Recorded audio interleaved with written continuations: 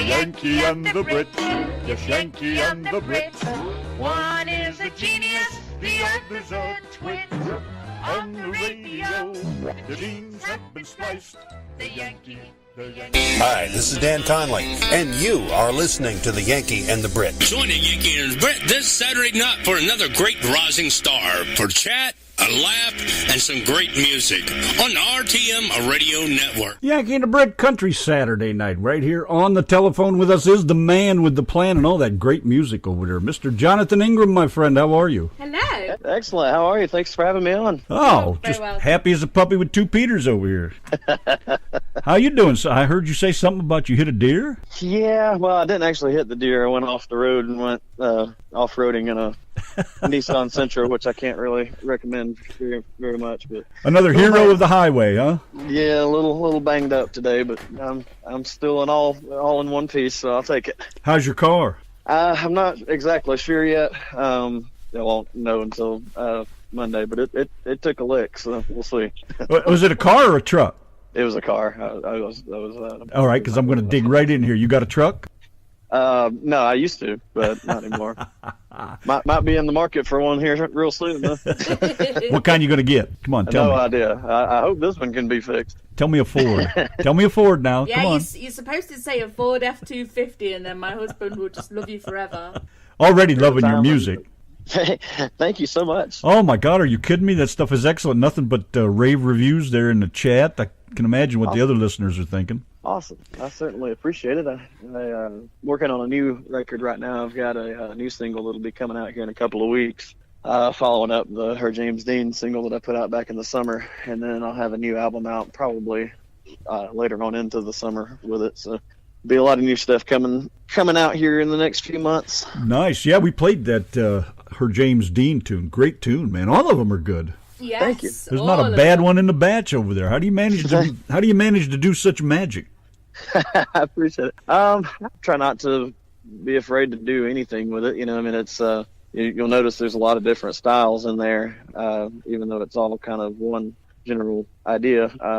It's, you know, you got the one that we led back in here on was "Hate to See You Go," which is kind of a two-stepper, but then you got, you know, songs like the James Dean or "Along for the Ride," something like that. It's definitely more along the rock vein. So it's, you know, I just try not to fight it and let whatever comes together when I'm coming up with something, and kind of roll with it. And what's the one that sounds a little rapish? That's "Light It Up." It actually has some. I don't know where that came from. I've never rapped before in my life until I recorded that. Well, like you said, just let it flow. Yeah, you know, it seemed like what it fit at the time, so I went with it. Yeah, everybody likes that one. Where do you come up with an idea like that? It kind of, when I was writing the song, it was actually a funny story on that song. I was writing it while I was on vacation, and I didn't have access to a guitar. So I was like, every morning in the shower, I was trying to remember it so that I wouldn't forget it by the time that I got home. And I think that was part of it. And actually, probably what led to the rap thing was the girl I was on the vacation with listened to nothing but hip hop the entire time. So I think it like kind of cross-pollinated into the. You're not listening to too much Colt Ford, are you? No. Like I said, I've never thought about rapping a moment in my life until right then. So when did it all get started? You know, when did you start playing your music? Well, with this as a solo artist, I've been doing since the early part of 2015. I came from a rock band that played around all across the southeastern U.S.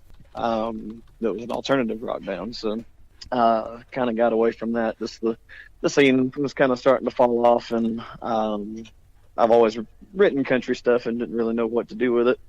So I decided I was going to do a solo record, and it, you know, took off with being able to do the live show support for it, because there were a lot more opportunities with country being as popular as what it's been over the past few years. So I just kind of rode that wave for a little while to do something different for me, and like I said, kind of explore some new things on my end that I'd never gotten to do before. So how old were you when you decided you were going to get into music, period?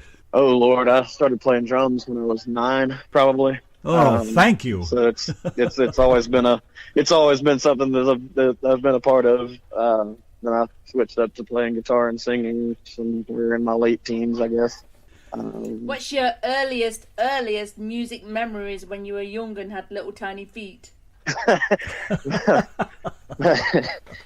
My first drum kit was made out of popcorn tins. Oh. Yeah, I assembled my own drum kit. And my mother came in and saw me doing that one day, and she's like, "All right, I think I'm going to have to cave and let you get a drum set because I can't just have him playing on popcorn tins." You just never know about that.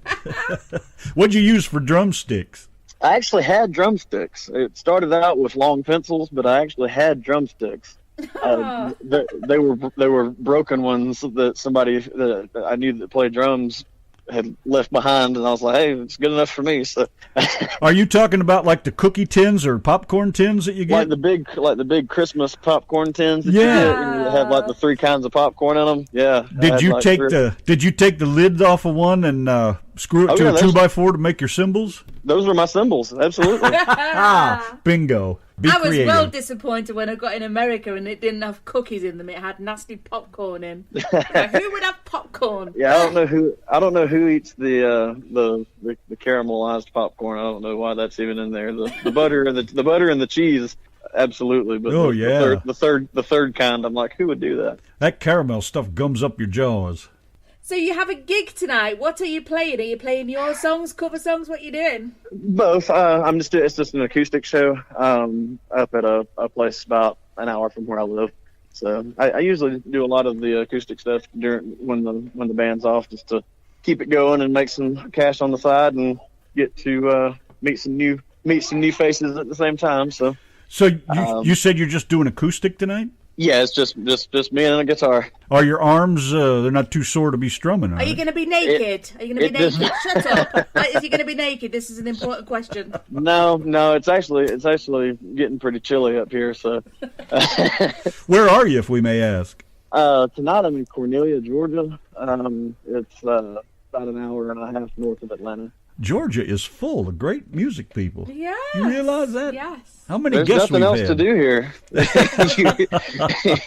What are you talking about? There's all kinds of beautiful forests all over that state you could be out there getting lost in. Yeah, I guess. You could be hitting some deers. Yeah, I'm about to say. He's not doing too well with that. I'm trying not to think about going anywhere with any kind of forestation right now. What do you play for instruments? You just play guitar? Well, I finally did get my own actual drum kit eventually, and I still play. Actually, on the album, I play most of the parts except for the auxiliary stuff. So the guitars, bass, drums, all that stuff is actually all me on the recordings. What do you use for a band when you're recording? Because the sound is fantastic. But I actually do a lot of it just individual tracks and do it all myself, and then I have a live band that when we're playing out and everything. But most of the stuff I do myself. So he sticks the popcorn in the microwaves and lets it all go pop. So that's and that's his band. That's what that noise was in the rap song. Yes.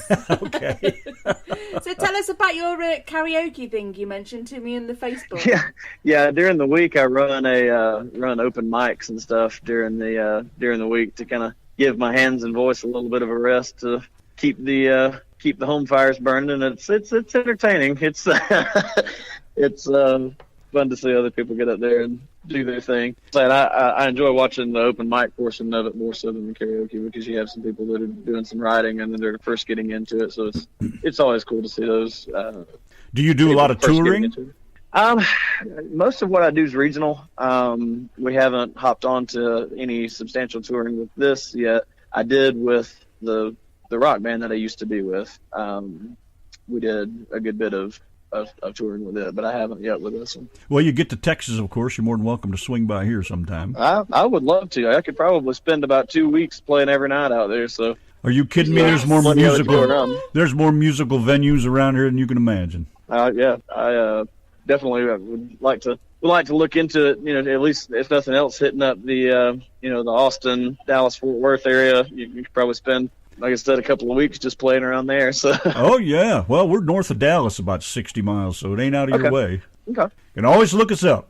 Absolutely. Nothing Now, hopefully that's something that I'll be able to make happen this year. I know some musicians out there that I can use for live band and everything. So all I'd be bringing out there would be myself, and we can get the set together, and hopefully, realistically looking at trying to do that sometime this year. So I do a lot up in Nashville.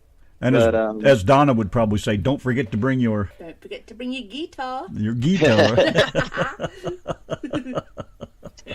Gotta love those Brits. Go on then. I knew I had the right number because it was going to the voicemail, and I heard the accent. I was like, well, this has to be the right number. Oh, my God, I have a voicemail? Yeah. I'm going to have to call myself now, see what stupidity I've left on there. I don't even know. I didn't know we had one either. I don't never use the phone. It's probably one for your mum. We're not here. Yeah, it's really quick. I can't remember what it was that it said, but it was enough to get the accent. I was like, no, this is definitely British.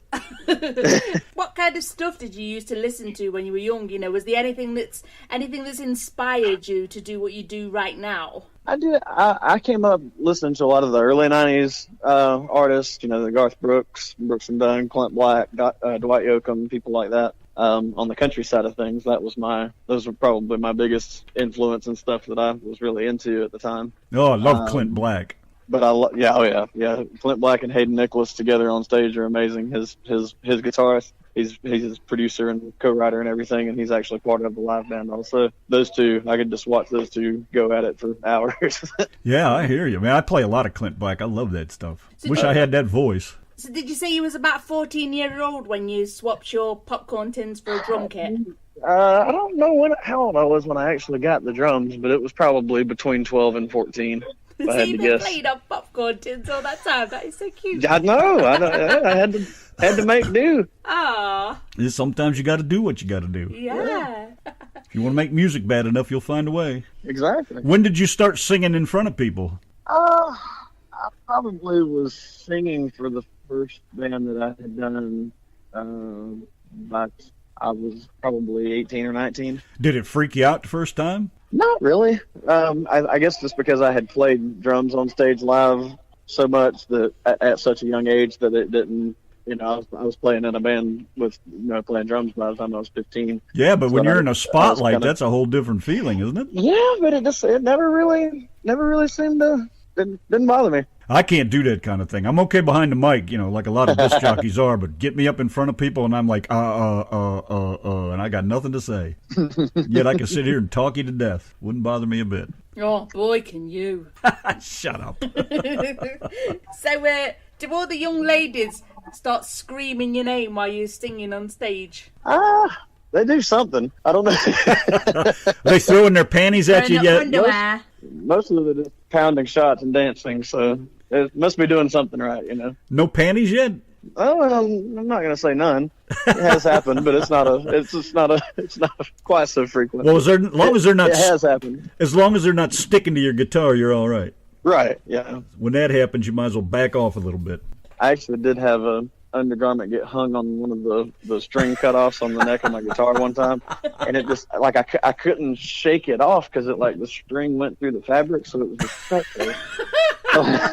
So it had to wait until I got to a point in the song where I could. That's beautiful. Push it off of there. It was There's pictures out there of that somewhere. That's what I'm talking about. That's a story right there. Yeah, we're gonna hunt around on Facebook for that one and the popcorn tins. You leave us popcorn tins alone, damn it. It's cute. I like it. Where's your gig at tonight? Is it close to home? Yeah, I live about an hour from here. Oh, that's not bad. I live just outside of Atlanta, so this is a little bit north. Now, have you got to walk there, or you got to ride now? Oh no! I had another vehicle, so I'm good. There you go. Good deal. Doesn't get nearly the gas mileage that the little Sentra got, though. That was what I liked about that thing. Geez, you weren't driving I'm not saying it in the past tense. I'm holding out hope that it's gonna live. It's better. You weren't driving a Metro, were you? He said a Nissan. No. Nissan.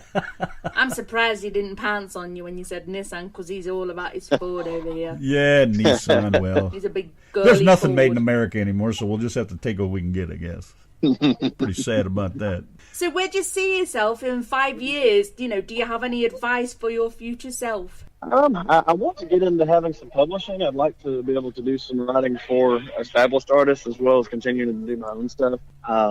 That's an avenue that, not everything that I write necessarily fits what I do. So I'd like to get into doing some publishing opportunities probably my next most immediate goal outside of what I'm already doing, and just trying to continue to do that on a larger scale. So. Samo, one of our great friends, he does radio over in Florida too. He does. He's the voice of the Yankee and the Brit. He said if you can get a 6-month gig in the middle of Texas, I'll take a 6-month leave of absence from work and play the fuck out of the bass 6 nights a week. Yeah. Heck yeah, let's go. So there's your bass player. You got that taken care of. Heck yeah, I'm ready. Let's do it. Hey, where can these guys find your music? I'm not rushing you. I know you say you've got a gig tonight. Yeah, somebody had I need asked. to hop off here in just a second, but everything's on Spotify. The first EP that I did, and actually when I released the full length album, those songs will be on there. Sorry, I'm not. You're dragging him on stage already. Yeah, when you gotta go, just say so, man. That's Oh yeah, all right. no, I still got a couple minutes. But all of that stuff will actually be re-recorded as part of the full-length album. But right now, all of it's on Spotify. It's obviously on all the social media pages, the Facebook, stuff like that. And also through the website. It's just jonathaningrammusic.com. So the Spotify stuff, I'm wanting to do more with the video stuff. I have the actual just songs uploaded through YouTube, but there's only one of them that we actually have done a video for so far. But we'll be doing one for last July, which will be the next single. So that'll probably be out a couple of months after we release the song. We're just on time restraints alone. So Yeah, boy, they all sound great. We did not hear one song out of the whole list that there was I didn't have anything to complain about, and that's not like me. Oh, boy, do I know that one. Thank you so much. I appreciate it. That means a lot because, like I said, I with the solo stuff, I'm definitely trying to. It's definitely the most me of anything that I've done. So it's definitely nice to hear that kind of feedback off of it. Well, I'd say this is where you're meant to be. Are you're not signed with anybody, right? You're totally independent? No, I'm independent still with this. I was signed with my old band, and I think it's a big part of all that goes in with that. I'm a lot more cautious about trying to jump right back into another label contract. So I'm fine with being independent. Obviously there's bigger opportunities that come out of it when you do get signed, but there's a lot of other headache that goes with it. So I'm pretty content staying on the independent side of things for right now, and then we'll revisit it at any given time. So Well, we are. Stop coughing, you. Talk. We are doing a independent show every 2 weeks on here. It's going to be every 2 weeks on a Sunday night. So if you've got any new music that you want to get out there, always welcome to send it over to us, and we will play it. We will absolutely love playing it. So excellent. Yeah, and tell your friends if you've got any independent artist friends that would like to get played. We will happily play it. I will send them your way. Good deal. And Donna will have this interview on YouTube here probably by the beginning of the week or so. Oh, okay. Excellent. I will be sure to share it out there and send you guys as much traffic out of as I can. And like I said, I really, really appreciate you guys having me on. Yeah, and thank you to Cher Ross for sending you our way. Absolutely. Cher is awesome. She's been one of my favorite people that I've dealt with in all of music. So Cher at Last Train Home is outstanding music people. How much time you think you got left? I actually need to hop off. Okay. They're starting. The crowd's starting to get their pitchforks out on me. Go ahead and get her done. We'll thank you a million times over for giving us a few minutes of your time. Hope you heal up all right. Thank you so much. I hate that I have to hop off, but maybe we can do it again sometime when I got a little bit longer to hang out with you. You are more than welcome to call anytime, man. Thanks much. Be safe and good luck tonight. Thank you guys so much. Okay, see you later. Bye-bye. Bye. Take care. Gonna burn these photographs.